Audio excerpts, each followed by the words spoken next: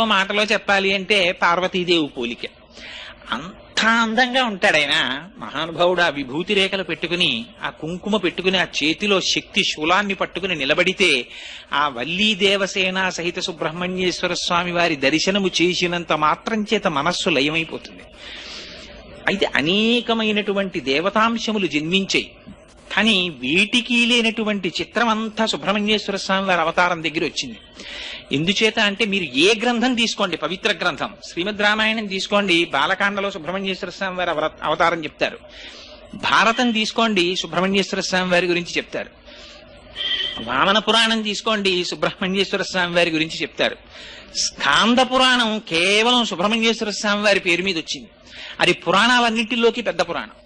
మీరు కుమారసంభవం కాళిదాస కృతం ఎవరైనా సుబ్రహ్మణ్యేశ్వర స్వామి వారి గురించి చెప్తారు. ఇంకా చిత్రం ఏమిటంటే అసలు శ్రీమద్ రామాయణాన్ని రచించిన